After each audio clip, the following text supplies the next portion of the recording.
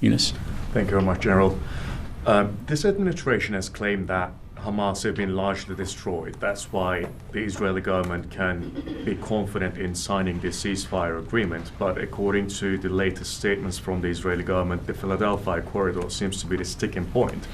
Is that also your military assessment that the retention of that corridor is key to further success or prevention of further terrorist attacks? Is that your assessment as well, just like the Israeli government's? So I appreciate the question, and as you've seen that, from the White House and others, that is a point of discussion as it relates to ongoing ceasefire negotiations.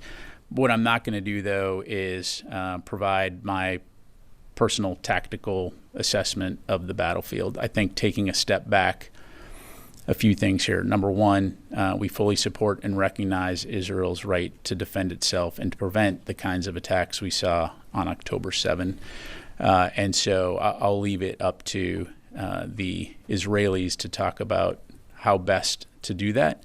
Again, recognizing the fact that we all want to see a ceasefire as quickly as possible and the hostages released and returned home. And so I know that will continue to be a topic of discussion within those negotiations, and I'll just leave it at that. Let me go back to the phone here. Jeff Shogel, Task and Purpose. Thank you. Military officials recently said the number of ISIS attacks in Iraq and Syria is on pace to double what they were last year.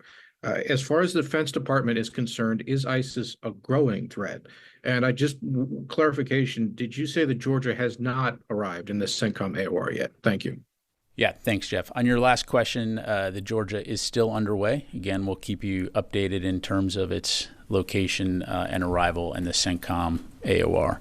On ISIS attacks, again, it's not a monolith. And so without getting into a broader geographic discussion on all the various tenets of ISIS focused on Iraq and Syria, I think ISIS is not the threat that it was 10 years ago, but certainly something that needs to be taken very, very seriously. And as highlighted in the Central Command press release over the weekend, you have over 9,000 ISIS detainees being held in 20 SDF detainee facilities in Syria, which essentially creates a significant challenge for the international community in terms of repatriating those detainees. And so that work continues in earnest via CENTCOM and our partners in the region as well as throughout the world. Thank you.